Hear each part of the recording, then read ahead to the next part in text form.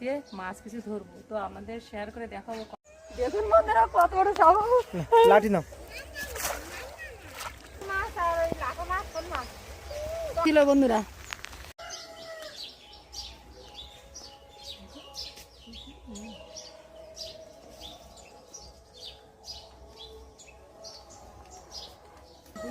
দেখো ফুটে আছে কি সুন্দর, আর মেঘও করেছে কত বেশি বেশি। শোনো চলো তাড়াতাড়ি করে এই পুকুরটা ছিঁচতে হবে। হ্যাঁ চলো। আজকে বৃষ্টি আছে না, দেখো।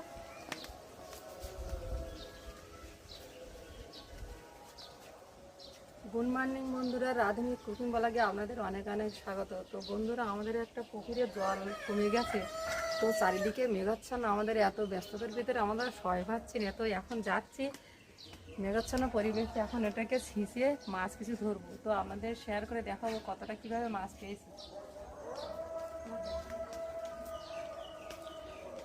দেখুন বন্ধুরা, এই দাদা ভাই এসে পুরো হাফজা পুরো এই তালাবে পরিষ্কার করে দিয়েছে। এই পুকুরটা আমাদের, এই জায়গাটাও আমাদের। শাশুড়ি মা আর দাদা ভাই কত সুন্দর করে পরিষ্কার করে দিয়ে, দামগুলো অনেকটা ছিল।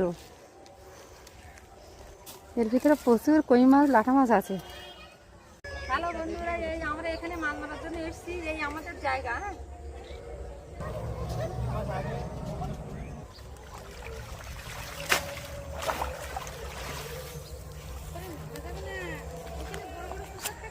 বন্ধুরা দেখুন কত বড় সাপ, বাবা বাবা।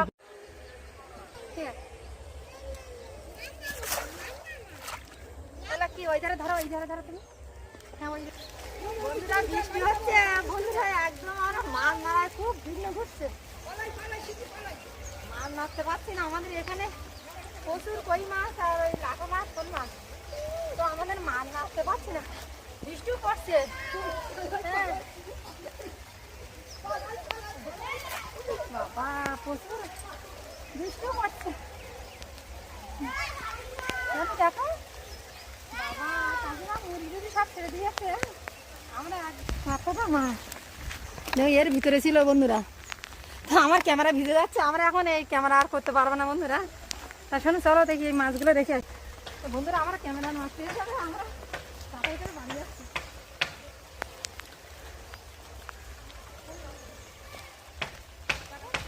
বন্ধুরা সকালে ডিম আলু ভাজবো বলে রেডি করছি।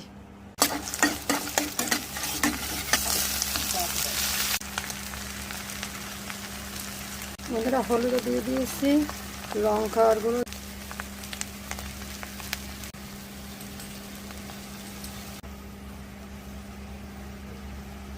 বন্ধুরা ধনের গুঁড়ো দিয়ে দিয়েছি, এবার জিরের গুঁড়ো দিয়ে